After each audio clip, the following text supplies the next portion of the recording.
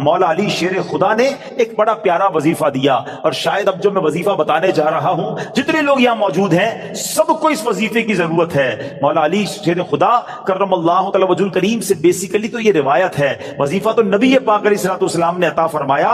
آقا فرماتے اے علی میں تمہیں ایسے کلمات نہ بتا دوں جنہیں تم مصیبت کے وقت پڑھ لو؟ عرض کیا حضور ضرور، ارشاد فرمایا میری جان آپ پر قربان، تمام اچھائیاں ہم نے آپ ہی سے تو سیکھی ہیں۔ پیارے آقا علیہ الصلوۃ والسلام نے فرمایا جب تم کسی مشکل میں پھنس جاؤ اس طرح پڑھو، بسم اللہ الرحمن الرحیم ولا حول ولا قوت الا باللہ العلی العظیم، بس اللہ پاک اس کی برکت سے جن بلاؤں کو چاہے گا دور فرما دے گا۔ اچھا اس وظیفے کو میں نے بھی کئی بار ٹرائی کیا ہے، میں نے الحمدللہ پہلے امیر اہل سنت کو دیکھا، مثال کے طور پہ آپ کہیں پھنس گئے، آپ کا ٹریفک میں گاڑی پھنس گئی ہے، گاڑی خراب ہو گئی ہے، فلائٹ کا ٹائم ہو گیا ہے، ٹرین کا ٹائم ہو گیا ہے، اور آپ کو لگتا ہے آپ نہیں پہنچ سکیں گے، یا کسی بھی مشکل میں آپ پھنس گئے ہیں، آپ بسم اللہ الرحمن الرحیم ولا حول ولا قوت الا باللہ العلی العظیم، پھر آپ دیکھیں مشکلیں کیسے آسان ہوتی ہے۔ اب مثال کے طور پہ کوئی چیز گم ہو جائے، قرضہ آ جائے، کاروبار میں کوئی نقصان ہونے لگے، کوئی چیز میں گڑبڑ ہو جائے، کسی بھی پریشانی میں ہیں، آپ یہ وظیفہ یاد کر لو، ذرا مل کے دہرا لو، بسم اللہ الرحمن الرحیم ولا حول ولا قوت الا باللہ العلی العظیم۔ تو یہ بڑے کمال کا وظیفہ ہے۔ ایک شخص کو بخار آ گیا تو حضرت شیخ فقی ولی عمر بن سعید رحمۃ اللہ تعالی کی ان کی عیادت کے لیے آئے، جاتے ہوئے ایک تعویذ عنایت فرمایا کہ آپ کھول کر مت دیکھنا۔ ان کے جانے کے بعد اس نے تعویذ پہنا تو بخار فوراً چلا گیا، اس سے رہا نہیں گیا، اس نے تعویذ کھولا کہ ایسا کیا لکھا کہ یوں بخار چلا گیا، تو اس میں بسم اللہ الرحمن الرحیم لکھا تھا۔ دل میں وسوسہ آیا تو یہ تو کوئی بھی لکھ سکتا ہے، ابھی عقیدت میں کمی آئی تو فوراً بخار بڑھنا شروع ہو گیا۔ ٹیسٹ کرتے نا لوگ، اللہ والوں کا بھی ٹیسٹ کرتے ہیں، ایسے بھی لوگ ہیں۔ ابھی اس نے سوچنا شروع کیا تو بخار بڑھ گیا، پھر حضرت کی بارگاہ میں دوڑا گیا کہ حضور معاف کر دیں، میں نے تو جو ہے وہ تعویذ کھول دیا تھا، تو آپ تو اللہ والے تھے، آپ نے دوبارہ تعویذ لکھ کر دیا۔ اس کے ہاتھ جیسے ہی اس کو باندھا تو پھر اس کا بخار چلا گیا۔ اب کی بار دیکھنے سے منع کیا، مگر ڈر کے بعد کھول کر نہ دیکھا، بالآخر سال کے بعد کبھی جا کے کھول کر دیکھا تو اس میں بسم اللہ الرحمن الرحیم بھی لکھا ہوا تھا۔ تو سبحان اللہ، اس کی خوب برکتیں ہیں۔ اور بتایا گیا کسی کی نکسیر پھٹ جائے نا، بعض اوقات خون نکل رہا ہوتا ہے، تو پیشانی سے بسم اللہ الرحمن الرحیم لکھنا شروع کرے اور ناک کی نوک تک، یعنی یہاں سے لکھنا شروع کرے اور یہاں تک ختم کرے، تو انشاءاللہ عز و جل اس کی جو ہے وہ خون آنا جو ہے وہ بند ہو جائے گا۔ بہرحال بہت سارے وظائف ہیں، ایک اور وظیفہ آخر میں لے لیں۔ جو شخص، بہت سارے ایسے لوگ ہوں گے جو کاروباری مشکل کا، آج کل مہنگائی بھی بہت ہے، گزارا بھی نہیں ہو رہا، تو غور سے وظیفہ لے جائیں، کل سے کرنا شروع کر دیں کہ جو شخص طلوع آفتاب کے وقت سورج کی طرف رخ کر کے بسم اللہ الرحمن الرحیم 300 بار اور درود شریف 300 بار پڑھے، اللہ تعالیٰ اس کو ایسی جگہ سے رزق عطا فرمائے گا جہاں اس کا گمان بھی نہیں ہوگا، اور روزانہ پڑھنے سے انشاءاللہ عز و جل 1 سال کے اندر امیر و کبیر ہو جائے گا۔ وظیفہ پھر ریپیٹ کر دیتا ہوں، غور سے سن لیں۔ پہلے فجر کی نماز ادا کرنی ہے، اس کے بعد جب فجر کا وقت ختم ہونے لگے تو سورج طلوع ہوتا ہے، جو سورج طلوع ہونے کا وقت ہے اس وقت آپ نے سورج کی طرف رخ کر کے ہاتھ میں تسبیح لینی ہے، 300 بار بسم اللہ الرحمن الرحیم، 300 بار درود پاک انشاءاللہ پڑھیں، اور پھر دیکھیں انشاءاللہ اللہ پاک رزق میں کیسی برکت دیتا ہے۔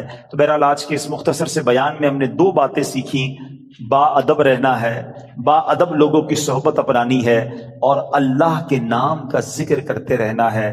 بسم اللہ الرحمن الرحیم ہر کام، نیک اور جائز کام شروع کرنے سے پہلے پڑھنا ہے، پھر دیکھیں اس کی کیسی برکتیں ملتی ہیں۔ اب سوچو بسم اللہ الرحمن الرحیم میں اتنی برکت ہے تو پورے قرآن کا کیا عالم ہوگا۔ درود پاک پڑھنے کے بے شمار فضائل و برکات ہیں۔ آج ایک ایسی فضیلت درود پاک کی سننی ہے جس کو جب سنتے ہیں طبیعت میں بڑی خوشی داخل ہوتی ہے۔ دنیا میں آپ نے بہت پیارے پیارے پھل دیکھے ہوں گے، فروٹس، اور تقریباً سبھی کو فروٹس پسند ہوتے ہیں۔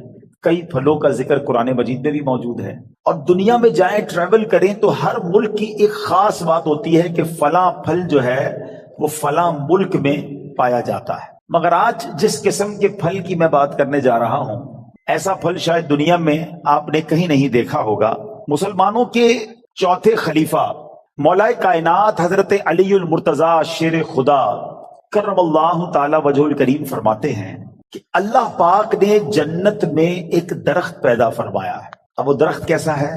फरमाया जिसका फल सेब से बड़ा, अनार से छोटा, मक्खन से ज्यादा नरम और शहद से भी मीठा है। साइज भी बताई गई, नरम कैसा है और जायका कैसा है, और सुभान अल्लाह खुशबू कैसी, फरमाया मुश्क से भी ज्यादा खुशबूदार है। फल में यही तो देखा जाता है ना, जायका कैसा है, उसकी सॉफ्टनेस, और फिर उसके बाद जो है उसकी खुशबू कैसी है। तो अब ये मिलेगा किसको? लेकिन फरमाते दरख्त ऐसा है कि उसकी शाखें तर मोतियों की हैं, तने सोने के हैं और पत्ते जबरजद के हैं। हाय हाय, ये दरख्त भी देखने वाला, फल भी देखने वाला, मुंह में पानी आ रहा है।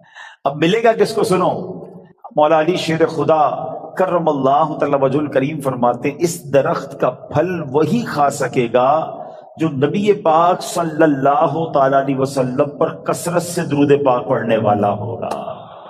हाय हाय हाय, सुभान अल्लाह सुभान अल्लाह। ये है दुरूद पाक। वो तो निहायत सस्ता सौदा बेच रहे हैं जन्नत का, वो तो निहायत सस्ता सौदा बेच रहे हैं जन्नत का। हम मुफलिस क्या मोल चुकाएं, अपना हाथ ही खाली है।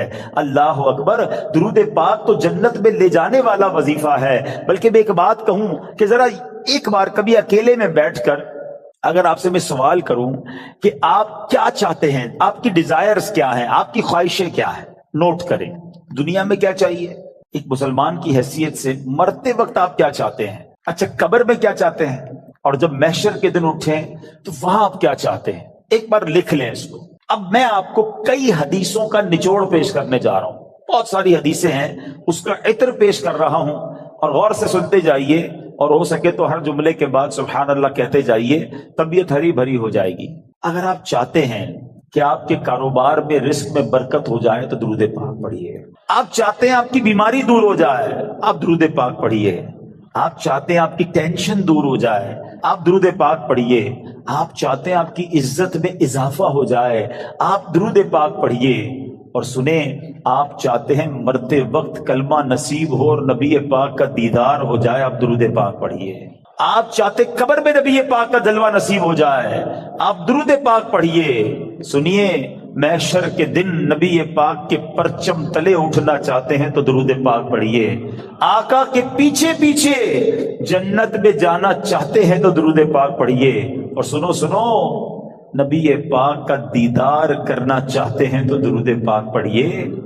मदीने जाना चाहते हैं और बार बार जाना चाहते हैं तब भी दुरूद पाक पढ़िए। अब मुझे बताओ, कुछ रह गया है? और कोई चीज बाकी रह गई है जो दुनिया में चाहिए थी, मरते वक्त चाहिए थी, मरने के बाद चाहिए थी? कारोबार भी अच्छा हो जाए, रिस्क में बरकत हो जाए, टेंशनें दूर हो जाएं, जलील ना हो, इज्जतें बढ़ जाएं, कलमा मिल जाए, मैं नबी पाक का दीदार हो, जब तक जिंदा रहूं मदीने जाता रहूं, और ख्वाब में आका की जियारत भी हो जाए, फिर नबी पाक जन्नत में साथ ले जाएं, फिर बचता क्या है? कमाल यह है कि हर वो ख्वाहिश जो मेरी है, और मैंने अपनी तरफ से बातें नहीं की, माशाल्लाह जो उलमा बैठे हैं, मुबल्लिगीन बैठे हैं, उनको याद आ रहा होगा कि हर जुमले के पीछे कोई ना कोई फजीलत हदीसों में और रिवायतों में मौजूद है कि ये सब चीज नबी पाक ने बताई हुई है कि ये करते जाओ, दुरूद पढ़ते जाओ, तुम्हें ये भी मिलेगा, तुम्हें ये भी मिलेगा, तुम्हें ये भी मिलेगा। जब भी तो शायर ने कहा ना, हर दर्द की दवा है सल्ले अला Mohammad. What ever calamity you have, what ever problem, कोई मसला है ना, बता तो रहा हूं कि हर दर्द की दवा है सल्ले अला मोहम्मद।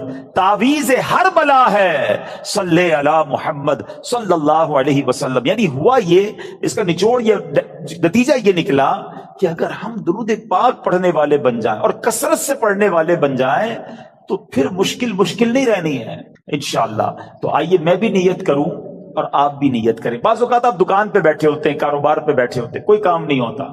हमारा प्रॉब्लम हम ये हो गया है, जब कोई काम नहीं है तो हमारे हाथ में मोबाइल आ जाता है اور وہ موبائل اتنا بیزی کر دیتا ہے کہ پتہ ہی نہیں چلتا کہ آدھا گھنٹہ نکل گیا، گھنٹہ نکل گیا، 2 گھنٹے نکل گئے۔ اللہ کرے یہ مائنڈ سیٹ بن جائے کہ یہ وقت بہت قیمتی ہے، اگر فارغ بیٹھا ہوں دکان پہ تو میری تسبیح بار آنی چاہیے، موبائل کی جگہ تسبیح بار آنی چاہیے کہ چلو یار 313 بار درود پاک پڑھ لیتا ہوں، 100 بار کلمہ پاک پڑھ لیتا ہوں۔ اچھا موبائل اٹھانا ہی ہے تو یار کوئی کام نہیں تو 10 منٹ میں 12 منٹ میں سورہ یاسین نہ پڑھ، 1 سورہ یاسین پڑھوں گا 10 قرآن کا ثواب مل جائے گا۔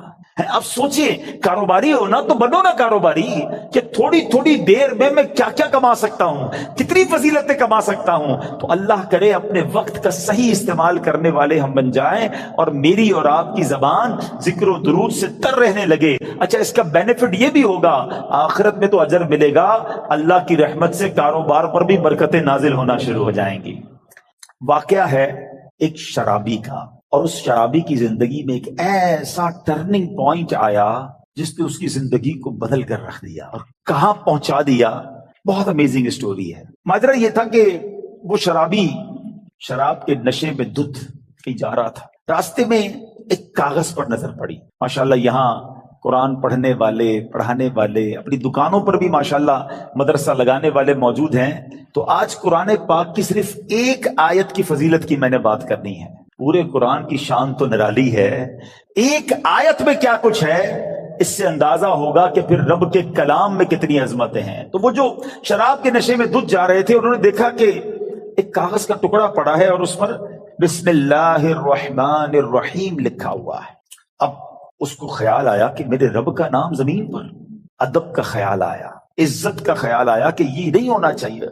حالانکہ وہ غلط کام کر رہے تھے، شراب میں تھے، مگر عطر خریدا، اس کاغذ کے ٹکڑے کو صاف کیا، اسے عطر لگایا اور بلند جگہ پر رکھا۔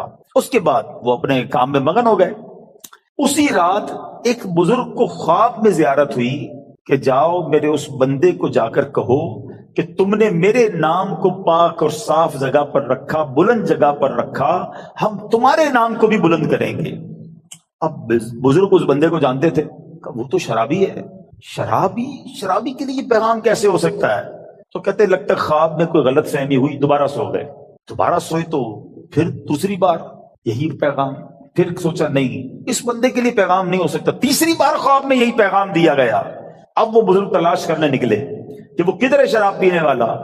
ڈھونڈتے ڈھونڈتے جب پتا چلا اس وقت بھی وہ شراب کی محفل میں ہی بیٹھے ہوئے تھے۔ آواز دی کہ باہر آئیے، وہ تو شراب کے نشے میں مست، تو کسی کو بھیجا کہ جاؤ کہو تمہارے لیے پیغام آیا ہے۔ کہ میرے لیے کون پیغام لایا ہے؟ بہرحال پوچھو کس کا پیغام لائے ہو؟ جو بزرگ شراب خانے کے باہر کھڑے تھے نا، کہ اندر جا کر اسے بتا دو اللہ کا پیغام لایا۔ اب جب یہ سننا تھا تو جھرجھری سی آ گئی، کھڑے ہوئے باہر آئے، اور جب یہ بات بزرگ نے بتائی کہ مجھے تو نہیں پتا تم نے کیا کیا ہے، 3 بار خواب میں مجھے یہ کہا گیا ہے کہ تمہیں بتا دوں، تم نے رب کے نام کو جو تعظیم کی ہے، بسم اللہ الرحمن الرحیم کو معطر کیا، اسے بلند جگہ پر رکھا ہے، مجھے یہ پیغام ملا ہے کہ تمہیں بھی تمہارے نام کو بلندی دی جائے گی، تمہیں عزت اور مرتبہ دیا جائے گا۔ جب یہ سنا کہ میں شراب کے نشے میں دھت اور میرا رب مجھ پہ اتنا مہربان، اس بندے نے توبہ کی، اللہ سے معافی مانگی اور عبادتوں میں لگ گئے۔ اے میرے پیارے اسلامی بھائیوں، یہ انقلاب جو شراب کے نشے میں دھت شخصیت کو اللہ کا ولی بنا گیا، یہ کون تھے؟ یہ کوئی اور نہیں، حضرت بشر حافی رحمت اللہ تعالی علیہ تھے۔ یہ زمانے کے ولی بنے۔ حافی کہتے ہیں ننگے پیر رہنے والے کو۔ آپ معرفت الہی اور اللہ کی یاد میں اتنے گم رہنے لگے کہ آپ چپل ہی نہیں پہنتے تھے۔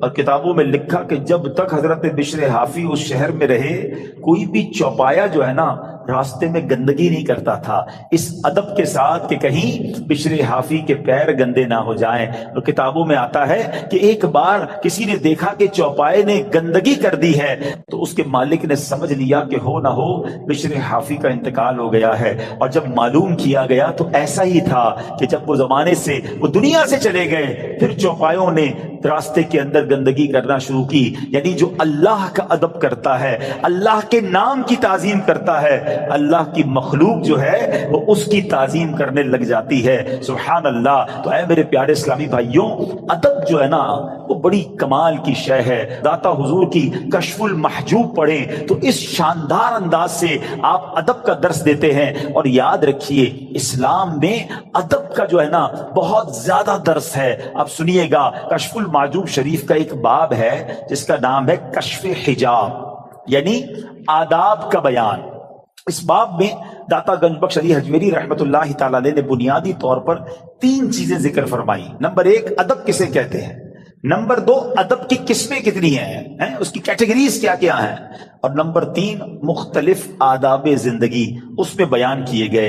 اور سبحان اللہ داتا گنج بخش جو ہے ادب کی اہمیت بیان کرتے ہوئے فرماتے ہیں کہ ہر شخص کے لیے اس کے مقام کے مطابق علیحدہ آداب ہیں. مروت، سنت اور عزت کی حفاظت ادب ہی کے ذریعے ہوتی ہے. اور پھر آپ نے قرآن پاک کی آیت جو ہمیں درس دیتی ہے، آپ نے وہاں پر تحریر فرمائی. سبحان اللہ، اللہ قرآن میں کیا فرماتا ہے، یا ایھا الذین آمنوا قوا انفسکم واہلیکم نارا وقودها الناس والحجارہ.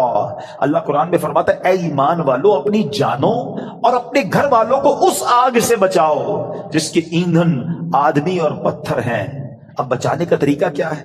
صحابی رسول سلطان المفسرین حضرت عبداللہ ابن عباس رضی اللہ تعالیٰ عنہ اس آیت کریمہ کی تفسیر میں فرماتے ہیں ای فقہوہم وادبوہم، یعنی اے ایمان والو تم پر لازم ہے کہ خود کو بھی اور اپنے اہل خانہ یعنی اپنی فیملی کو بھی جہنم کی آگ سے بچاؤ. مگر یہ ہوگا کیسے؟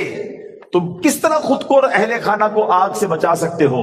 اس کا طریقہ یہ ہے فقہوہم، خود بھی علم دین سیکھو، دین کی علم حاصل کرو، اپنی فیملی کو اپنے بچوں کو بھی دین کی سمجھ عطا کرو. ادبوہم، خود بھی ادب یعنی مینر سیکھو اور اپنی فیملی کو اپنے بچوں کو بھی آداب سکھاؤ. اور یہ ہے طریقہ جہنم کی آگ سے بچنے کا. تو پتا چلا کہ ادب کا کتنا بڑا مقام ہے. مسلمانوں کی پیاری امی جان حضرت عائشہ صدیقہ طیبہ طاہرہ رضی اللہ تعالی عنہا سے روایت ہے، اللہ پاک کے آخری نبی مکی بدنی رسول ہاشمی صلی اللہ تعالی علیہ وسلم نے فرمایا بچے کا اپنے باپ پر حق ہے کہ وہ اس کا اچھا نام رکھے اور اچھے آداب سکھائے.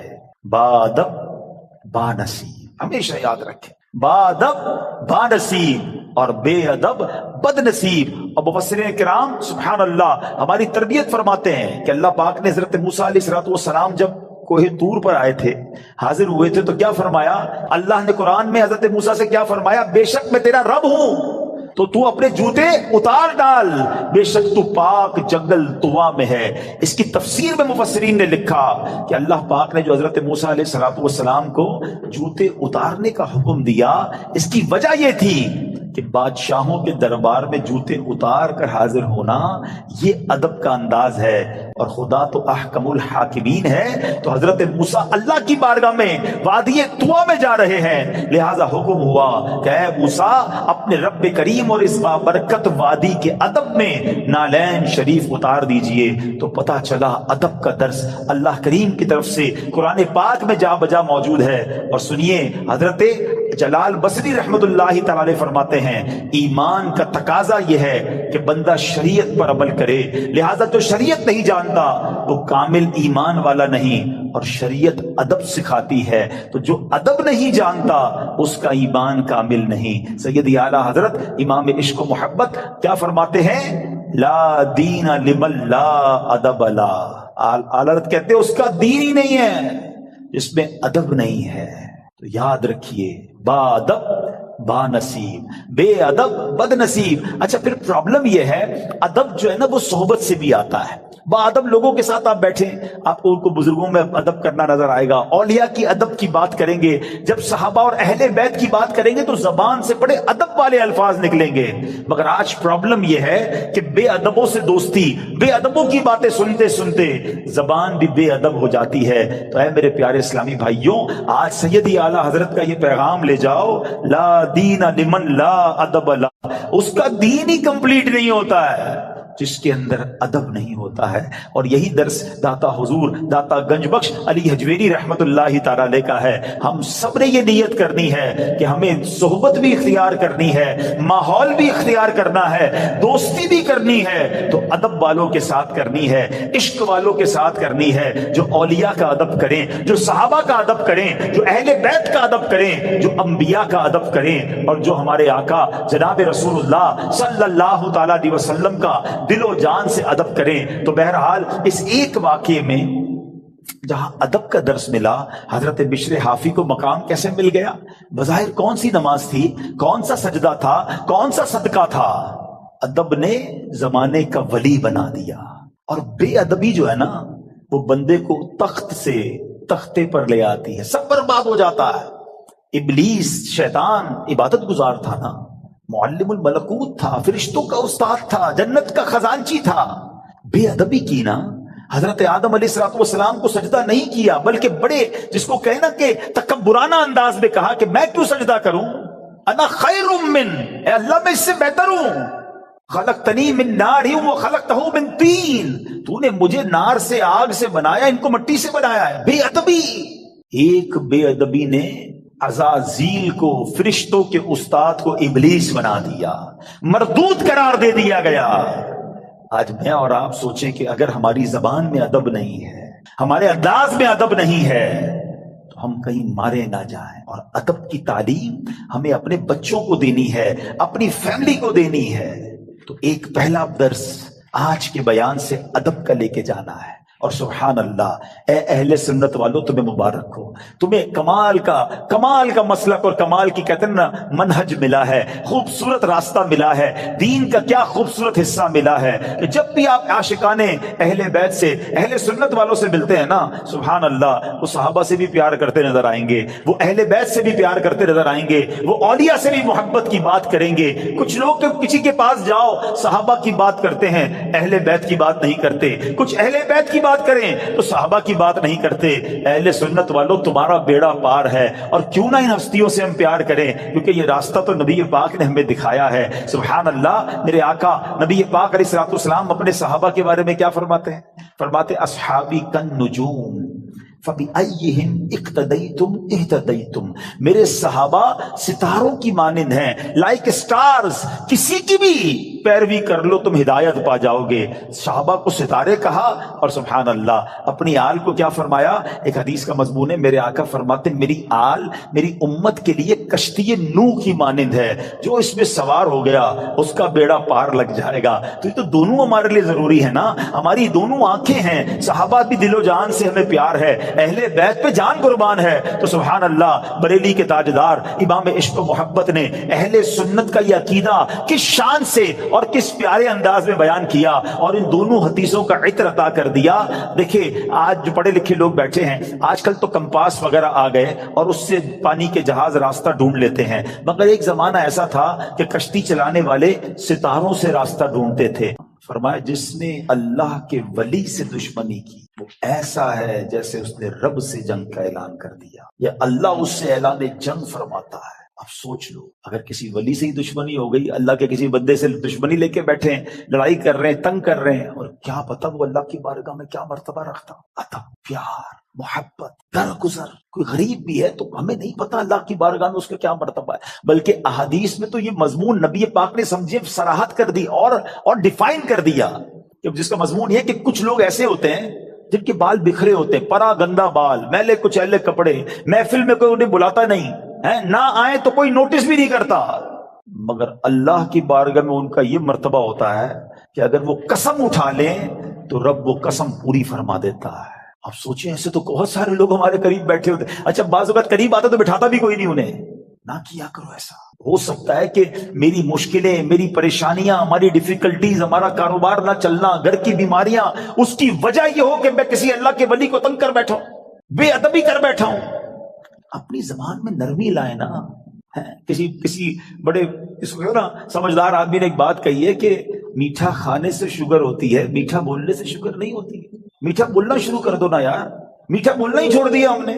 میٹھے بول اپنائیں, سب کے ساتھ پیار سے بات کریں. کچھ لوگوں کا انداز ہی بڑا روب والا ہوتا ہے, اور پھر کیا ہوتا ہے کہتے ہیں نا زبان میں ہڈی ہوتی نہیں مگر کئی ہڈیاں توڑوا دیتی ہے، زبان میں تلوار نہیں مگر خون بہا دیتی ہے، کسی کی تلوار کا وار جو ہونا اس کا زخم بھر جاتا ہے مگر زبان کا زخم نہیں بھرتا، تو زبان کا اچھا استعمال، ادب۔ آج یہ درس لے کے جاؤ کہ انشاءاللہ۔ اچھا اب ادب کیسے ملے گا؟ با ادب لوگوں کے ساتھ بیٹھ کر ملے گا۔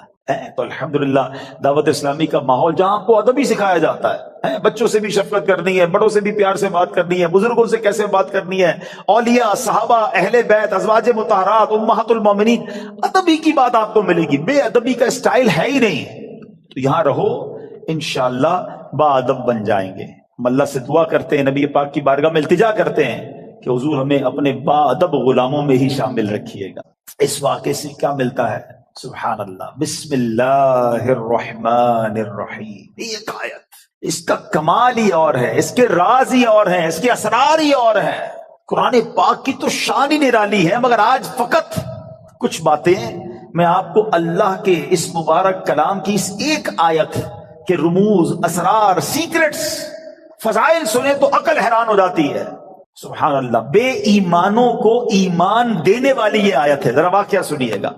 ایک یہودی تھا، نان مسلم، ایک یہودن پر عاشق ہو گیا اور عشق مجازی کا اس پر ایسا غلبہ ہوا کہ یہ مجنون جیسا ہو گیا، نہ کھانے پینے کا ہوش تھا، نہ آرام کرتا تھا، بڑا پریشان۔ اس زمانے میں اللہ کے ایک ولی تھے، حضرت عطا رحمت اللہ تعالی علیہ، ان کے پاس آیا اور کہا کہ حضور میں بہت پریشان ہوں، وہ فلاں سے عشق ہو گیا ہے، چین ہی نہیں آتا۔ آپ اللہ والے تھے، آپ نے ایک کاغذ کے ٹکڑے پر بسم اللہ الرحمن الرحیم لکھا اور کہا یہ کھا جاؤ۔ اس نے وہ کاغذ کا ٹکڑا نگل لیا کہ شاید میرا کام بچ جائے گا۔ سچی بات ہے، اس کا کام بن گیا۔ ہوا یہ کہ جیسی اس نے کاغذ کو نکلا نا، اس کے دل کی دنیا ہی بدل گئی، ایمان کی مٹھاس ملنے لگی اور اس کے دل میں نور ظاہر ہو گیا۔ عورت کے عشق کو چھوڑا اور کہتا حضور بس اب مجھے کچھ اور نہیں چاہیے، جس رب کا نام اندر گیا ہے اب کلمہ پڑھائیے، مجھے مسلمان کر دیجئے۔ صرف بسم اللہ الرحمن الرحیم کاغذ پہ لکھا ہوا پیٹ میں جاتا ہے۔ اب اس یہودن کو پتہ چل گیا کہ میرا عاشق تو مسلمان ہو گیا ہے۔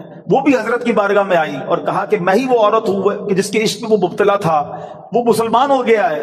اب مجھے خواب میں روزانہ کوئی کہنے والا کہتا کہ اگر تجھے جنت میں اپنا ٹھکانہ دیکھنا ہے نا تو جا اور حضرت عطا کے پاس جا، تجھے اپنا جنت میں ٹھکانہ دکھائیں گے۔ تو حضرت میں آپ کے پاس آئی ہوں، بتائیے جنت کہاں ہے؟ حضرت عطا نے کہا کہ جنت کا ارادہ ہے تو پہلے تجھے اس کا دروازہ کھولنا پڑے گا نا، جنت میں جانا ہے تو ڈور اوپن کر۔ تو وہ کہتی جنت کا دروازہ میں کیسے کھولوں؟ فرمایا بسم اللہ الرحمن الرحیم پڑھ۔ آپ نے فرمایا جنت کا دروازہ کھولنا ہے نا، بسم اللہ الرحمن الرحیم پڑھ۔ جیسے ہی اس نے بسم اللہ الرحمن الرحیم پڑھا، دل میں نور بڑھنے لگ گیا۔ کہتی حضور بس اب مجھے اسلام میں داخل کیجئے۔ اس نے کلمہ پڑھا اور بسم اللہ شریف کی برکت سے وہ بھی مسلمان ہو گئی۔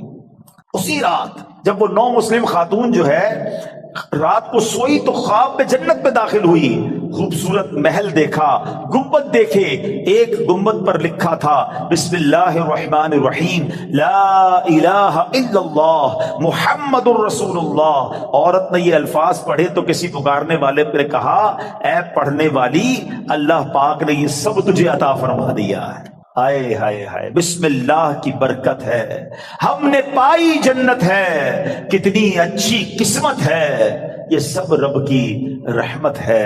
تو بسم اللہ الرحمن الرحیم کی تو کیا ہی بات ہے۔ پیارے اسلامی بھائیوں، ایک پوری آیت یہ یاد رہے، شاید بہت سارے لوگوں کو پتہ نہیں ہوتا کہ دو سورتوں کے درمیان فاصلے کے لیے بسم اللہ الرحمن الرحیم کو اتارا گیا، اور یہ آیت قرآن پاک میں ایک جگہ قرآن کا حصہ بھی ہے، پارہ 19 سورہ نمل، اور یہ آیت کا حصہ ہے، اور اس کے معنی کیا ہے؟ اللہ کے نام سے ہے جو نہایت مہربان رحم والا۔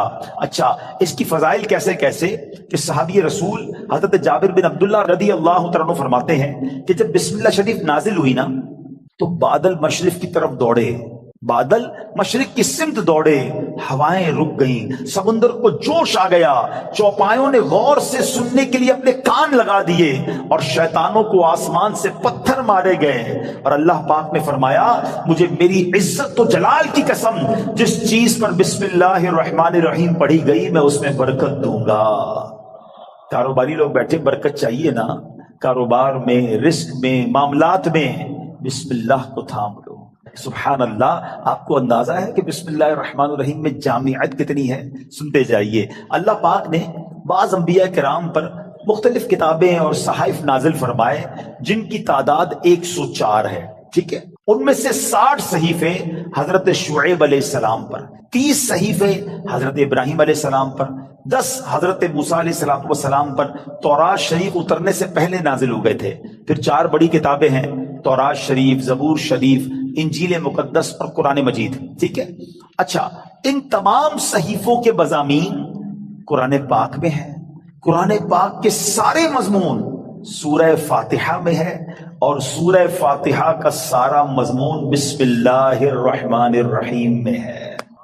اور سنو، بسم اللہ الرحمن الرحیم کا سارا مضمون بسم اللہ کے حرف با میں موجود ہے، اور اس کے معنی کیا ہے؟ بی کان ما کان و بی یکون ما یکون، یعنی جو کچھ بھی ہے مجھ یعنی اللہ پاک ہی سے ہے، اور جو کچھ ہوگا مجھ یعنی اللہ پاک سے ہی ہوگا۔ اللہ اکبر! یہ کمال ہے بسم اللہ الرحمن الرحیم کا کہ تمام صحیفوں اور قرآن مجید کا نچوڑ اس کے اندر موجود ہے۔ اور سبحان اللہ، بسم اللہ کے فضائل کتنے! امام فخر الدین رازی رحمت اللہ تعالی علیہ فرماتے ہیں بسم اللہ الرحمن الرحیم کے 19 حروف ہیں، ٹھیک ہے؟ اور دوزخ پر عذاب دینے والے فرشتے بھی 19 ہیں۔ تو آپ فرماتے ہیں کہ امید ہے ایک ایک حرف کی برکت سے ایک ایک فرشتے کا عذاب دور ہو جائے گا۔ بسم اللہ پڑھتے رہا کرو۔ اچھا، آپ فرماتے ہیں دن میں کتنے گھنٹے؟ دن رات میں 24 گھنٹے ہیں۔ فرماتے 5 گھنٹے 5 نمازوں میں گھیر لیے، 19 گھنٹوں کے لیے بسم اللہ الرحمن الرحیم کے 19 حروف عطا فرمائے۔ پس جو خوش نصیب بسم اللہ الرحمن الرحیم کا ورد کرتا رہے اور نماز 5 وقت پڑھتا رہے، اس کا ہر گھنٹہ عبادت میں کاؤنٹ ہوتا رہے گا۔ تو یہ کمال کا وظیفہ ہے۔ نارملی ہماری توجہ اس طرف نہیں جاتی ہے۔ اچھا، بعض اوقات ہم لوگ کہتے ہیں ہمارے کام ادھورے رہ جاتے ہیں، کام شروع کرتے ہیں، ڈیل بنتے بنتے رہ جاتی ہے، کام ادھورا رہ جاتا ہے، پوری نہیں ہو پاتی ہماری بات۔ سنیے، اللہ پاک کے پیارے اور آخری نبی صلی اللہ تعالی علیہ وسلم نے فرمایا، جو بھی اہم کام بسم اللہ سے شروع نہیں کیا جاتا وہ ادھورا رہ جاتا ہے۔ غور فرمائیے، یہ کیسی محرومی ہے۔ اگر اچھے اور اہم کام سے پہلے بسم اللہ نہ پڑھی جائے تو کام ادھورے رہ جاتے ہیں، اس میں برکت نہیں ہوتی۔ اب ہو سکتا ہے کہ ذہن میں خیال آئے کہ میں تو بسم اللہ نہیں پڑھتا، پھر بھی کام پورے ہو جاتے ہیں۔ تو اس کا جواب یہ ہے کہ کام کا بظاہر پورا ہو جانا اور بات ہے، اور اس میں برکت کا نہ ہونا اور۔ مثلا کسی نے بغیر بسم اللہ کے کھانا کھایا، کھانا پیٹ میں بھی گیا، پیٹ بھر بھی گیا، لیکن اب اس میں برکت اسے حاصل نہیں ہوگی، کھانا پوری طرح ہضم نہیں ہوتا، یا بعض اوقات جزو بدن نہیں بنتا، بہت ساری جناب اس میں پرابلم رہتی ہے۔ تو بہرحال ہمیں جو ہے بسم اللہ شریف کا ورد کرنا چاہیے، اور ایسے ایسے واقعات اس کے فضائل میں کتابوں میں لکھے۔ امیر اہل سنت نے اپنی شورۂ آفاق کتاب فیضان سنت میں ایک کمال کا واقعہ لکھا کہ ایک مبلغ جو ہے، ایک داعی جو ہے، بسم اللہ کے فضائل بیان کر رہے تھے، تو ایک غیر مسلم عورت بھی بیٹھی تھی۔ لڑکی نے سنا کہ بسم اللہ کی اتنی فضیلت ہے، تو اب اس نے جناب اسلام قبول کر لیا۔ اب اس کی زبان پر ہر وقت بسم اللہ رہتا تھا۔ تو اب جو اس کا والد تھا نا، غیر مسلم تھا، وہ بڑا غصے میں آیا، طرح طرح کی تکلیفیں دینے لگا کہ کسی طرح اپنی بیٹی کو جو ہے وہ تکلیف دے کر اسلام سے پھیر لے، اور اگر نہیں مانتی تو اب اس پر کوئی الزام لگائیں تاکہ یہ قتل کر دی جائے۔ تو لڑکی کا باپ جو بادشاہ کا وزیر تھا، ایک دن اس نے شاہی مہر والی انگوٹھی اپنی بیٹی کو رکھنے کے لیے دی۔ بیٹی نے انگوٹھی لی اور بسم اللہ الرحمن الرحیم کہہ کر انگوٹھی پہلے وصول کی، بسم اللہ الرحمن الرحیم پڑھ کر، اور اس کے بعد اس نے بسم اللہ الرحمن الرحیم پڑھ کر جیب میں ڈال دی۔ رات کو جب وہ سوئی تو والد نے انگوٹھی جیب سے نکالی اور دریا میں ڈال دی کہ اب صبح جب انگوٹھی نہیں ہوگی تو اس کو پکڑا دوں گا اور یہ ماری جائے گی۔ تو اب جیسے ہی وہ انگوٹھی دریا میں ڈالی، اللہ کا کرنا ایسا ہوا کسی مچھلی نے وہ انگوٹھی کو نگل لیا۔ صبح کو ایک شکاری نے جال ڈالا، اتفاق سے وہی مچھلی جال میں آ گئی۔ اس نے لا کر وہی مچھیرے نے اسی وزیر کو وہ مچھلی لا کے تحفے میں دی۔ وہ وزیر جو ہے اپنی بیٹی کو مچھلی دیتا ہے کہ بیٹی اس کو پکاؤ، تو بیٹی نے بسم اللہ الرحمن الرحیم پڑھ کر جو ہے وہ مچھلی کو کھولا، اس کو چاک کیا، اندر وہی انگوٹھی موجود تھی۔ پھر بسم اللہ پڑھی اور انگوٹھی اپنے پاس رکھ لی۔ والد صاحب نے ناشتے کے بعد کہا بیٹی وہ انگوٹھی کدھر ہے؟ بسم اللہ پڑھ کر وہ انگوٹھی واپس کر دی کہ یہ انگوٹھی واپس آ گئی. اللہ اکبر. اب باپ حیران کہ یہ کیسے ہوا؟ تو اس نے کہا میں نے تو کوئی بھی کام جو بھی کیا اللہ کے نام سے شروع کر دی گئی، رب نے مشکل سے نکال دیا. ہمارا پرابلم یہی ہے، ہم بہت ساری فضول باتیں کرتے ہیں، اللہ کا ذکر نہیں کرتے، اللہ کا نام نہیں لیتے. اپنے ہر جائز کام سے پہلے بس عادت بنا لو، بسم اللہ الرحمن الرحیم، بسم اللہ الرحمن الرحیم. پھر آپ اس کی انشاءاللہ برکتیں دیکھیں گے. سبحان اللہ. یہ جو کھانا کھاتے ہیں نا، اس کے بارے میں آتا ہے کہ کھانے سے پہلے پیارے آقا علیہ الصلوۃ والسلام فرماتے ہیں کہ جس کھانے پر بسم اللہ نہ پڑھی جائے وہ کھانا شیطان کے لیے حلال ہو جاتا ہے. یعنی بسم اللہ نہ پڑھنے کی صورت میں شیطان اس کھانے میں شریک ہو جاتا ہے. ایک بار کیا ہوا کہ حضرت ابو ایوب انصاری فرماتے ہیں کہ ہم نبی پاک کے ساتھ حاضر تھے، کھانا پیش کیا گیا. ابتدا میں بڑی برکت ہو رہی تھی کھانے میں، اور تھوڑی دیر ہوئی تو بڑی بے برکتی شروع ہو گئی. تو ہم نے عرض کی یا رسول اللہ صلی اللہ تعالی علیہ وسلم ایسا کیوں ہوا؟ تو نبی پاک علیہ الصلوۃ والسلام نے فرمایا ہم سب نے کھانا کھاتے وقت بسم اللہ پڑھی تھی، مگر ایک شخص تھوڑی دیر کے بعد آیا اور بغیر بسم اللہ پڑھے کھانے میں شامل ہو گیا، اس کے ساتھ شیطان نے بھی کھانا کھانا شروع کر دیا. تو کھانے کی بے برکتی بھی بغیر بسم اللہ کے ہوتی ہے. اچھا، پھر بی بی عائشہ صدیقہ فرماتی ہیں کہ جب کوئی شخص کھانا کھائے تو اللہ پاک کا نام لے، یعنی بسم اللہ پڑھے، اور اگر نہیں پڑھ سکا، شروع میں پڑھنا بھول گیا، تو پھر یوں کہے بسم اللہ اولہ و آخرہ، تو انشاءاللہ اس کی برکت سے وہ جو بے برکتی والا معاملہ ہے وہ بھی دور ہو جائے گا. اچھا، اب وہی والی بات کہ حفاظت کیسے ہوتی ہے بسم اللہ سے. ایک مرتبہ صحابی رسول حضرت خالد بن ولید رضی اللہ تعالیٰ، کچھ مجوسی آئے آتش پرست، کہا ہمیں ایسی کوئی نشانی بتائیں، اگر آپ اسلام سچا مذہب ہے تو کوئی ایسی نشانی بتائیں کہ ہم اسلام کی حقانیت کو مان لیں. حضرت خالد بن ولید نے زہر قاتل منگوایا اور بسم اللہ الرحمن الرحیم پڑھ کر اسے پی لیا. بسم اللہ کی برکت سے آپ پر اس زہر نے اثر نہیں کیا. یہ منظر دیکھ کر وہ آگ کی پوجا کرنے والے پکار اٹھے کہ سبحان اللہ، دین اسلام حق ہے.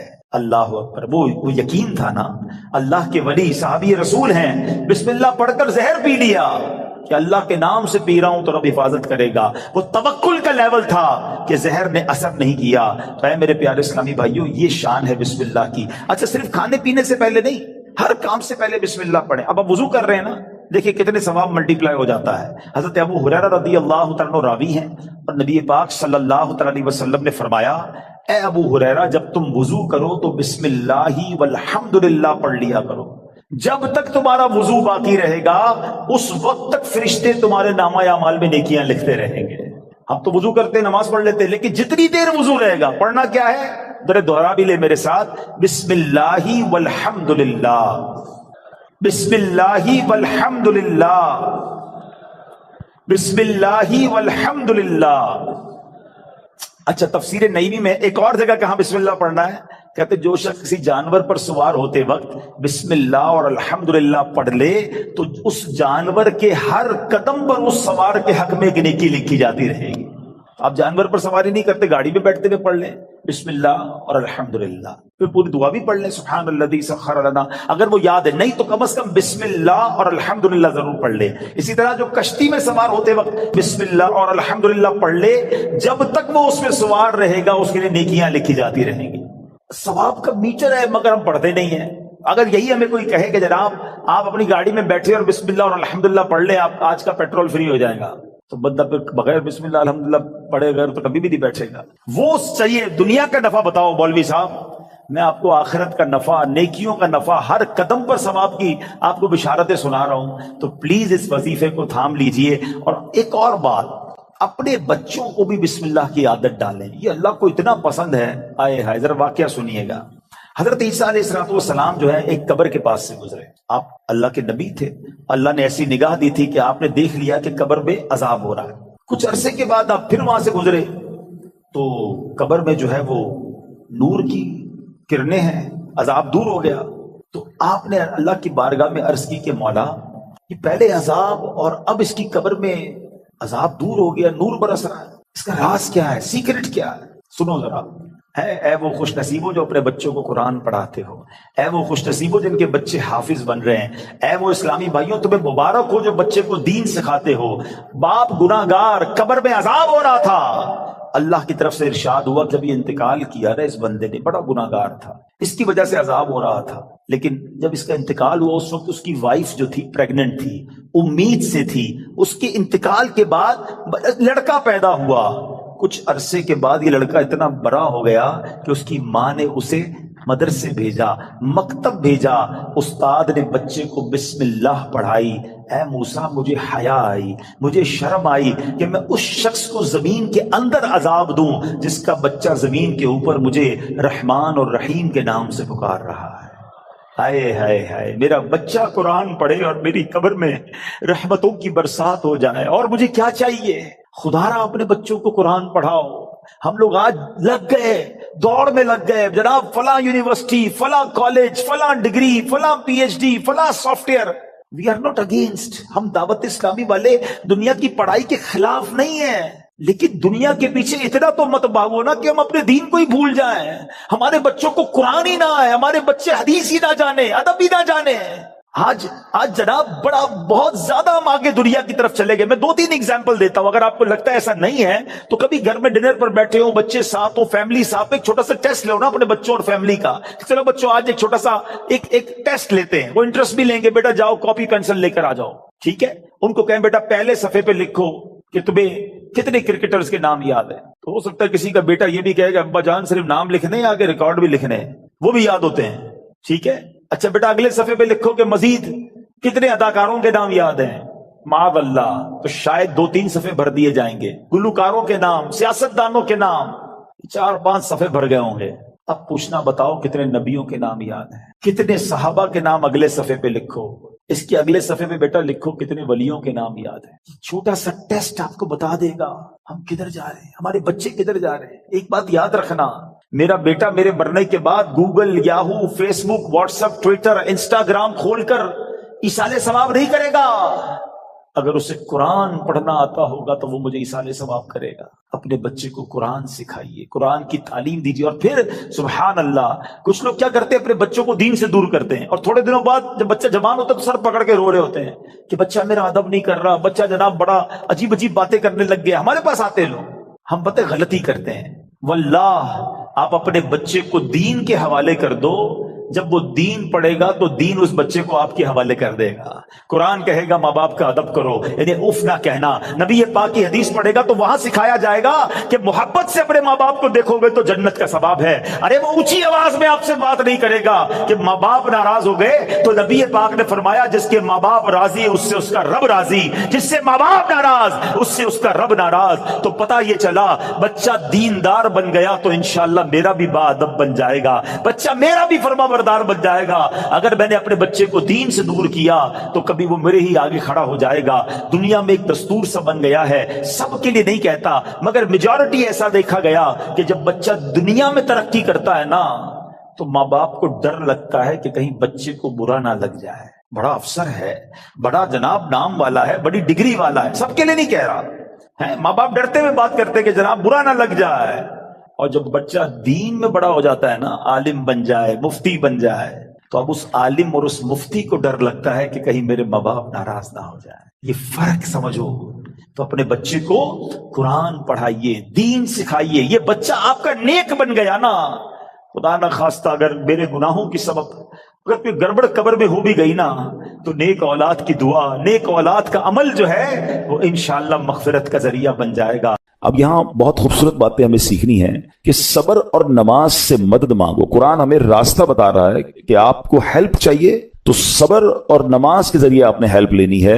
اب اس کا مطلب یہ ہوا کہ عبادات کی ادائیگی، گناہوں سے رکنے اور نفسانی خواہشات پورا نہ کرنے پر صبر کیا جائے۔ اور نماز چونکہ تمام عبادات کی اصل ہے، اہل ایمان کی معراج ہے، اللہ اور بندے کے درمیان ایک بیوٹیفل کانٹیکٹ ہے، تو اس لیے اس سے بھی مدد طلب کرنے کا حکم دیا گیا ہے۔ یہ بھی یاد رہے کہ بدن پر باطنی اعمال میں سب سے سخت صبر ہے اور ظاہری اعمال میں سب سے مشکل نماز ہے۔ یہ بڑی اہم بات ہے۔ کچھ اعمال وہ ہیں جن کا تعلق دل سے ہوتا ہے، انسائٹ ہوتا ہے۔ انسائٹ اعمال میں سب سے مشکل کام کیا ہے؟ صبر کرنا۔ اور ظاہری عبادتوں میں, جسمانی عبادتوں میں سب سے مشکل کام کیا ہے؟ نماز پڑھنا. تو یہ دو اہم کام دیے گئے کہ صبر اور نماز سے مدد چاہو.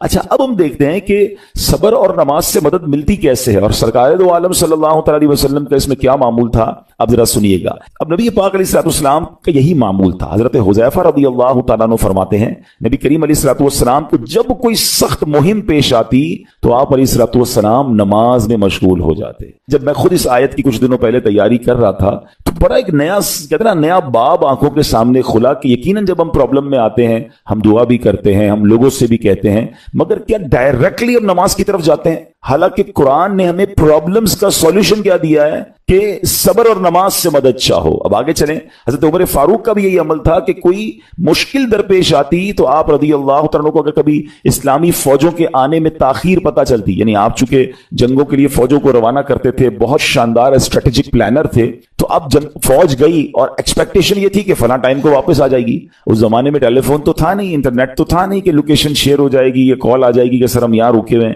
اب ٹائم ہو جاتا اور فوج واپس نہ آتی نا, تو آپ اب اس کو کیا کرتے کہ اب پتہ تو نہیں کیا ہوا, ان کے ساتھ خیریت سے آ جائیں, تو آپ نماز میں مشغول ہو جاتے, نماز کے لیے کھڑے ہو جاتے. اب کیا ہمارے ساتھ کبھی ایسا ہوتا ہے کہ ہمارا بچہ کہیں گیا ہے, اس کی خبر نہیں آ رہی, یا کوئی چیز ہماری آنی ہے ابھی تک پہنچی نہیں ہے, یا کوئی اچھی نیوز نہیں آ رہی ہے, تو ہم کیا اس کے لیے نماز کی طرف جاتے ہیں؟ یہ نبی پاک کا ہمیشہ معمول رہا. حضرت عبداللہ بن محمد حنفیہ رحمۃ اللہ تعالی فرماتے ہیں کہ میں اور میرے والد ایک انصاری رشتہ دار کے پاس عیادت کرنے گئے. جب نماز کا وقت ہوا تو انہوں نے اپنے اہل خانہ میں سے کسی کو پکارا کہ اے لڑکی, وضو کا پانی لے آؤ اور ہمارے لیے نماز میں راحت پہنچاؤ, نماز پڑھ کر میں راحت پاؤں, جلدی سے وضو کا پانی لے آؤ. تو کہتے ہیں ہم نے ان انصاری شخصیت کے الفاظ پر بڑا تعجب کیا کہ نماز سے راحت کیسے ملتی ہے. تو انہوں نے کہا, میں نے نبی پاک علیہ الصلوۃ والسلام کو فرماتے سنا ہے, اے بلال کھڑے ہو اور ہمیں نماز کے ذریعے راحت پہنچاؤ. It means نماز is a relaxation for all of us. نماز is the way to solve your problem. آپ کو جب کوئی پرابلم آئے نا, آپ اللہ کی بارگاہ میں نماز کے لیے کھڑے ہو جائیں. مکروہ وقت نہیں ہے, آپ نوافل پڑھنا شروع کر دیں. آپ دیکھیں نماز ہیلپ کرے گی آپ کی, نماز سے آپ کے لیے راحتیں ہو جائیں گی. آپ کی حضرت عبد الرحمن بن عوف کتنے بڑے صحابی ہیں رضی اللہ تعالیٰ, یہ وہ صحابی ہیں کہ جو عشرہ مبشرہ میں سے بھی ہیں, and he was billionaire on that time. سب سے امیر صحابہ میں جو نام آتے ہیں وہ حضرت عثمان غنی اور حضرت عبد الرحمن بن عوف رضی اللہ عنہ کے نام آتے ہیں. آپ کا ایک بار بے ہوشی غشی طاری ہوئی, ٹھیک ہے, انکانشیس ہو گئے آپ. تو آپ کی والدہ نے کیا کیا, آپ کی والدہ, لوگ سمجھے کہ آپ کی جان نکل گئی ہے, آپ کی والدہ مسجد کی طرف چل پڑی تاکہ وہاں جا کے نماز پڑھیں اور اس سے مدد حاصل کریں. جب حضرت عبد الرحمن بن عوف کو ہوش آیا نا, تو لوگوں نے کہا کہ آپ کی طبیعت کیسی ہے؟ تو آپ نے کہا کیا مجھ پر غشی طاری ہو گئی تھی ہیں؟ تو کہا جی. تو کہتے ہیں بے شک میری بے ہوشی میں میرے پاس دو فرشتے آئے اور کہنے لگے تم چلتے نہیں کہ ہم تمہیں خدا کی بارگاہ میں لے جائیں اور تمہارے بارے میں فیصلے لیے جائیں. دوسرے فرشتے نے کہا انہیں لوٹا دو, یہ ان افراد میں سے ہے جن کے لیے ان کی ماؤں کے پیٹ میں ہی سعادت مندی لکھ دی گئی تھی, اور ان قریب اللہ تعالیٰ ان کے ذریعے ان کی اولاد کو جب تک چاہے گا نفع دے گا. اس کے بعد آپ رضی اللہ تعالیٰ ایک مہینہ مزید زندہ رہے, اس کے بعد انتقال ہوا. تو پتہ چلا کہ آپ کی والدہ نے نماز پڑھی, اللہ سے مدد مانگی, اور آپ کو اللہ نے ایک نئی زندگی عطا فرمائی. تو آپ اپنی زندگی میں اس پریکٹس کو آج اس آیت سے دیکھیں, ہم نے کرنا کیا ہے. ہم جب بیان میں آئیں تو صرف بیان نہیں سننا ہے, ہم نے اللہ نے مجھے کہا کیا ہے. ہم اس ٹاپک کو لے کے اسی لیے چل رہے ہیں نا کہ میرے رب نے ڈائریکٹلی مجھ سے کیا بات کی ہے. تو آج اس آیت میں یہ لیسن مل رہا ہے کہ جب کسی پرابلم میں ہیں, کلیمٹی میں ہیں, تو اللہ کی طرف جانا ہے اور نماز سے مدد چانی ہے. وَاسْتَعِينُوا بِالصَّبْرِ وَالصَّلَاةِ. اچھا, اب آپ دیکھیں پیارے آقا کی نماز کی کیسی عادت تھی. بادل گرجتے تھے, آندھی چلتی تھی, ہے کسی بری خبر کی اطلاع آ رہی ہوتی تھی, نبی پاک نماز کی طرف چلے جاتے. اچھا مجھے بتائیں نماز استسقاء کیا ہے؟ بارش نہیں ہو رہی ہے, پیارے آقا نماز پڑھا رہے ہیں. سورج گہن ہو رہا ہے, نبی پاک نماز پڑھا رہے ہیں. چاند گہن ہو رہا ہے, پیارے آقا نماز کی طرف. یعنی کس قدر اللہ کی طرف رجوع ہے. And whenever anything bad happen یا گوئنگ ٹو بیڈ ہیپن, ہونے والی لگ رہی ہے, کچھ بڑا ہونے والا ہے, ہمیں بھی تو خبریں آ رہی ہوتی ہے نا کہ بھائی کل بہت شدید بارش ہوگی, نہ کرے کوئی اور بری خبر ایکسپیکٹیشن ہے. آپ کو کاروبار میں کوئی ایسی خبر آنے کا ڈر ہے, یا آپ کی کوئی شپمنٹ جاری ہے, واٹ ایور, آپ چاہتے ہیں ہر چیز بہتر ہو جائے. قرآن نے فارمولا دیا نا, وَاسْتَعِينُوا بِالصَّبْرِ وَالصَّلَاةِ. اللہ نے ڈائریکٹلی مجھے اور آپ کو کہا ہے. تو from now on words make your practice کہ میں نے انشاءاللہ نماز سے مدد لینی ہے. اور آپ اپنی آنکھوں سے دیکھیں گے, اور آپ اللہ سے عرض بھی کریں کہ اللہ تو نہیں قرآن میں کہا ہے مدد لے, میں نے کھڑا ہو گیا نماز کے لیے. تو نماز سے آپ نے مدد لینی ہے. اچھا, اب اس کے بعد آیت کا جو سیکنڈ پارٹ ہے है कि सब्र से भी मदद लेनी है। और आगे क्या फरमाया, इन्नल्लाह मअस-साबिरीन, अल्लाह साबिरों के साथ है। सुभान अल्लाह, इसका मतलब यह हुआ कि अल्लाह ताला अपने इल्म और कुदरत के साथ वैसे तो हर किसी के साथ है, लेकिन यहां सब्र करने वालों का खास जिक्र इसलिए हुआ ताकि इन्हें मालूम हो जाए कि अल्लाह ताला इनकी मुश्किलात को दूर फरमा देगा। मगर करना क्या है, सब्र करना है। अच्छा, अब सब्र के बारे में दो बातें बड़ी अहम हैं कि सब्र नॉर्मली हम जब भी सब्र के बारे में सुनते हैं तो सब्र हम कहते हैं यार तकलीफ आई है सब्र करो, यकीनन ये भी सब्र है, मगर सब्र की एक और किस्म भी है जो उससे भी सुपीरियर है, जो उससे भी अफजल है। और वो क्या है, गुनाह के लिए दिल चाहे, हराम के लिए दिल चाहे, नफसानी ख्वाहिशात बुरा काम करवाना चाह रही हैं और बंदा उस पर सब्र करे। ये सब्र जो है ना, ये शरीयत को और महमूद है और बड़ा अफजल है कि इंसान को जी चाहे कि फला गुनाह करना है मगर वो उस पर सब्र करे। और दूसरा सब्र वही है जो हम जानते हैं कि कोई मुसीबत आ जाए, कोई आफत आ जाए, कोई हमारा अल्लाह ना करे किसी से लड़ाई हो जाए, हमें कोई बुरा भला कहे, हम उसे माफ कर दें, सब्र करें। या जिस्मानी तकलीफ है, कारोबार में प्रॉब्लम है, हम अल्लाह की रजा पर राजी रहें। तो ये दो किस्म के सब्र हैं। और जब कोई बंदा सब्र करता है ना तो कुरान और हदीस और बुजुर्गान दीन के अकवाल से मैं अब उसको इसके 10 फायदे बताना चाहता हूं। मैं कहता जाऊंगा, आप अल्लाह के जिक्र की नीयत से सुभान अल्लाह भी कहते रहें, जन्नत में दरख्त भी लगाते रहें, ठीक है। अल्लाह ताला सब्र करने वालों के साथ है। सब्र करने वाले को उसके अमल से अच्छा अजर मिलेगा, सब्र करने वाले को बेहिसाब अजर मिलेगा, सब्र करने वालों की जजा देखकर कयामत के लोग हसरत करेंगे। सब्र करने वाले रब्बे करीम की तरफ से दुरूद और हिदायत और रहमत पाते हैं। सब्र करने वाले अल्लाह को महबूब हैं। सब्र आधा ईमान है। सब्र जन्नत के खजानों में से एक खजाना है। सब्र करने वाले की खताएं मिटा दी जाती हैं और सब्र हर भलाई की कुंजी है। अब आते हैं इन दोनों सब्र को थोड़ा सा डिफाइन करते हैं। एक नफसानी ख्वाहिशात, गुनाह का जी चाहता है, क्योंकि नफ्स है ना, वो तो हर वक्त मौज मस्ती चाहता है, वो तो हर वक्त चाहता है जनाब बस ये भी काम कर लूं वो भी कर लूं।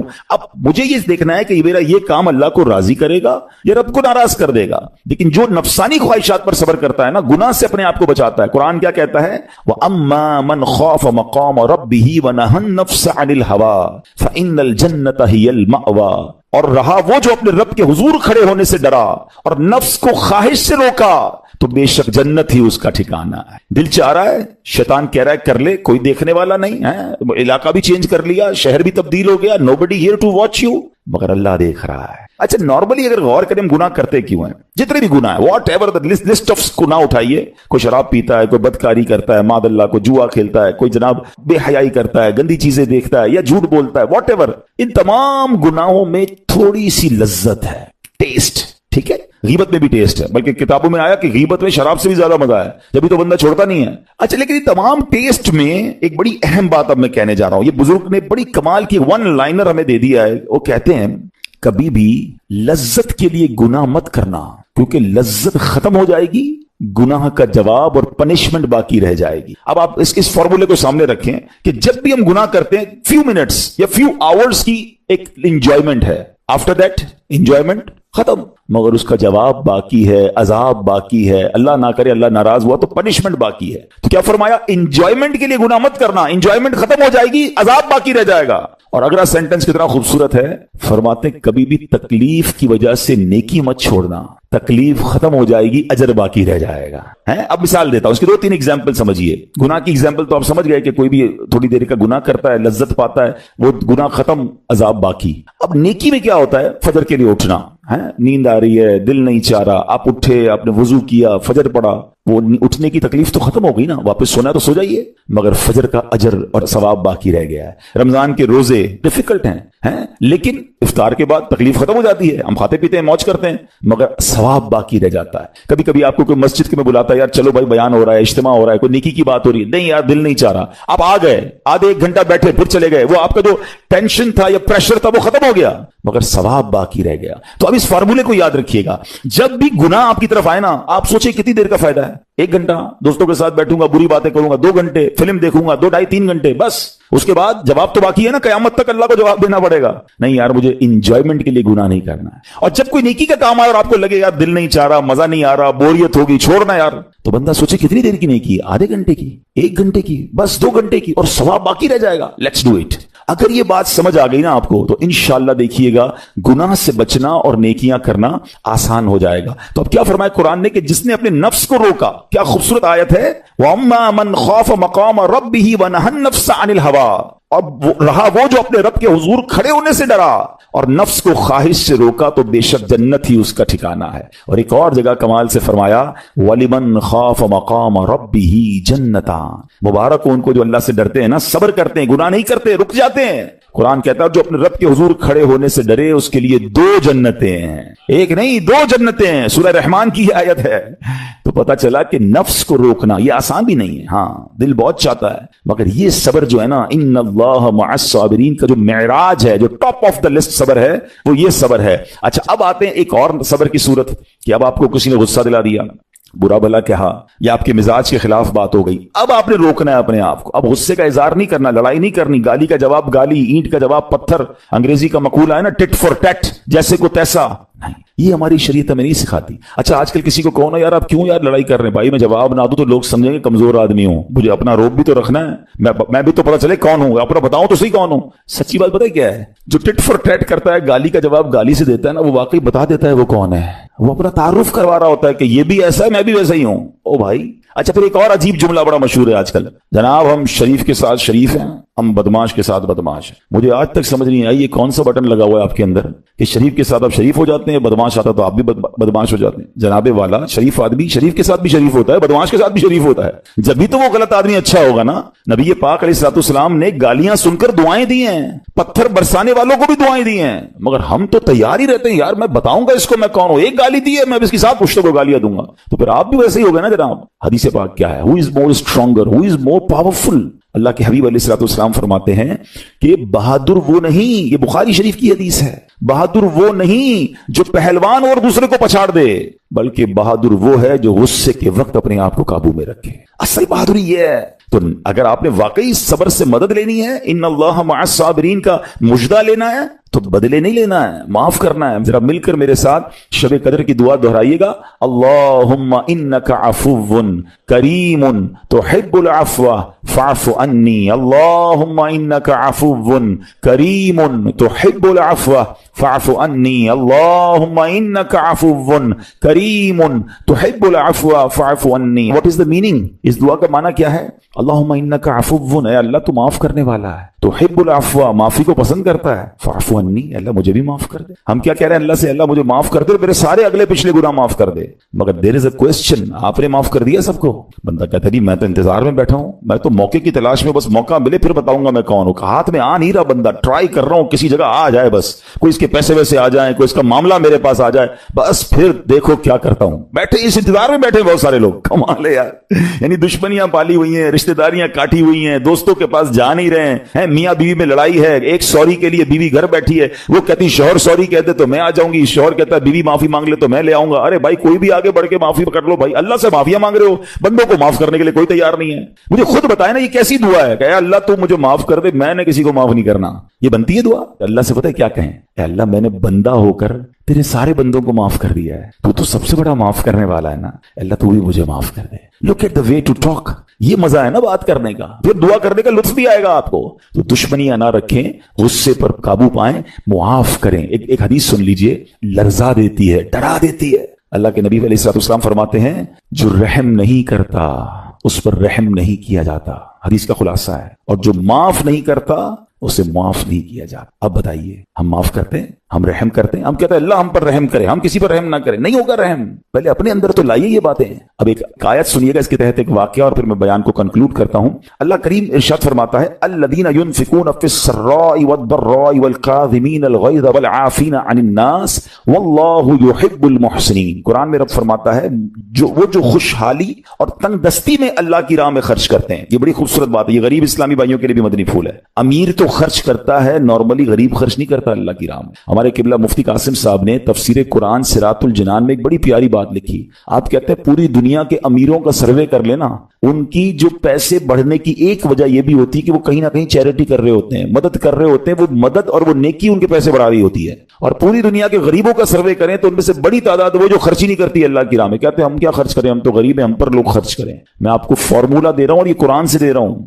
ہیں جو تنگی میں بھی اللہ کی راہ میں خرچ کرتے ہیں, جو خوشحالی میں بھی خرچ کرتے ہیں. آپ تنگی میں آپ روپیہ خرچ کریں, یہ نہیں کہتے آپ 10,000 روپے خرچ کریں, جتنی آپ کی حیثیت. یہ کاروبار ہے, آپ 1 روپیہ دیں گے اور آئے گا, آپ 10 روپے دیں گے اور آپ کسی نہ کسی نیکی کے کام میں خرچ کرتے رہیں, آپ غربت سے باہر آ جائیں گے. If you want to take out yourself from that problem, آپ آئے اللہ کی راہ میں خرچ کرنا شروع کریں. قرآن کہہ رہا ہے کہ جو تنگی اور خوشحالی میں اللہ کی راہ میں خرچ کرتے ہیں. اور اگلا پارٹ کتنا خوبصورت ہے, فرمایا والکاظمین الغیظ والعافین عن الناس, فرمایا اور غصہ پینے والے اور لوگوں سے درگزر کرنے والے. انعام کیا ہے, واللہ یحب المحسنین, اور اللہ نیک لوگوں سے محبت فرماتا ہے. اور پھر ہاں زندگی میں کلیمٹیز, پرابلم, بیماریاں, مشکلیں, قرآن خود کہتا ہے کہ من قریب تمہیں آزمائیں گے. کبھی بیماری آئے گی, کبھی بھوک آئے گی, کبھی مال کم ہو جائیں گے, کبھی ڈسٹربنس آئے گی, خوف آ جائے گا. تو بی ریڈی فار دیٹ, صبر کرنا ہے, کیونکہ اللہ نے فرمایا وبشر الصابرین, صبر کرنے والوں کے لیے خوشخبری ہے. تو اللہ کرے کہ یہ بات ہمیں سمجھ آ جائے اور ہم اس آیت پر عمل کرنے والے بن جائیں تو زندگی بڑی آسان ہو جائے گی. یہاں ایک میں عقیدے کی بات بھی کلیریفائی کر دوں. کچھ لوگوں کو بعض اوقات کنفیوژن ہوتی ہے یا لوگ کنفیوژن کریٹ کرتے ہیں. مجھے ایک بات بتائیے گا کہ اللہ کیا کہہ رہا ہے, وَاسْتَعِينُوا بِالصَّبْرِ وَالصَّلَاةِ, اے ایمان والو صبر سے اور نماز سے مدد چاہو. کیا صبر اور نماز خدا ہیں؟ بتائیے, نہیں ہے نا, اللہ تو نہیں ہے. ہم صبر اور نماز کی عبادت تو نہیں کرتے. تو جب قرآن کہہ رہا ہے کہ صبر اور نماز سے مدد مانگو, تو غیر اللہ سے مدد مانگنے کا درس تو ہمیں قرآن دے رہا ہے. تو اس کا مطلب یہ ہوا کہ اللہ کے سوا کسی چیز سے یا کسی شخصیت سے مدد لینے کا مقصد یہ نہیں ہوتا کہ ہم اس کی عبادت کر رہے ہیں. اگر آج کے دور میں کوئی اللہ کے نبی سے کہتا ہے کہ یا رسول اللہ انظر حالنا, یا بھر دو جولی میری یا رسول اللہ, تو یہاں کوئی شرک کی بات نہیں ہے. کیوں کہ یہاں یہ نیت نہیں ہے کہ ہم ان کو خدا مان رہے ہیں, یا یہ بھی نیت نہیں ہے. ایک بات ایک عقیدہ کلیئر کر دیتا ہوں, پوری دنیا میں عاشقان رسول کا یہی عقیدہ ہے کہ کوئی نبی, کوئی صحابی, کوئی ولی اپنی طرف سے کسی کو کچھ نہیں دے سکتا. وہ سب رب کے محتاج ہیں. اللہ کسی کا محتاج نہیں ہے. جو اللہ کا ہے وہ اس کا اپنا ہے. ہاں اللہ نے اپنے مخصوص بندوں کو کچھ عطائیں کی ہوئی ہیں, کچھ پاورز دیے ہوئے ہیں, وہ اللہ کی عطا سے اگر کسی کو تقسیم کرتے ہیں تو اس میں کوئی پرابلم نہیں ہے. قرآن کہہ رہا ہے اے ایمان والو صبر اور نماز سے مدد چاہو. یہاں ایک اور بات سمجھنی ہے, دنیاوی طور پہ بھی کیا ہوتا ہے کہ آپ کسی باس ہوتا ہے اپنے کسی مینیجر کو پاور آف اٹارنی دے دیتا ہے کہ یہ تمہارے پاس اس پراپرٹی کا پاور ہے, تمہارے پاس فلاں چیز کا پاور ہے. وہ اس پاور کے بہاف پر وہ کام کر دیتا ہے, مگر کوئی یہ نہیں کہتا کہ he is the owner. Actually he have attorney, he have power of attorney. بالکل ہمارا بھی عقیدہ یہ ہے کہ اللہ نے اپنے کچھ مخصوص بندوں کو, اپنے پیاروں کو کچھ اختیارات عطا فرمائے ہیں, اور جب وہ ان اختیارات پر عمل کرتے ہیں تو ایکچولی وہ اللہ ہی کی عطا ہے. ہاں دنیا میں اگر کوئی یہ سمجھتا ہے کہ کوئی شخصیت یا کوئی بزرگ یا کوئی اللہ والے اپنی طرف سے دیتے ہیں, رب کا اس میں کوئی دخل نہیں, تو یہ شرک ہے, یہ بات درست نہیں ہے. ہمارا سب کا عقیدہ یہ ہے کہ جو کچھ دنیا میں اگر کسی ولی, نبی, صحابی کے پاس ہے وہ رب کا دیا ہوا ہے, رب کی عطا ہے, رب ان کو دیتا ہے, رب کو کوئی نہیں دیتا. رب کے پاس جو کچھ ہے وہ اس کا اپنا ہے. تو یہ کانسیپٹ بھی کلیئر ہوتا ہے قرآن پاک کی اس آیت سے. اللہ کریم سے دعا کرتے ہیں رب کریم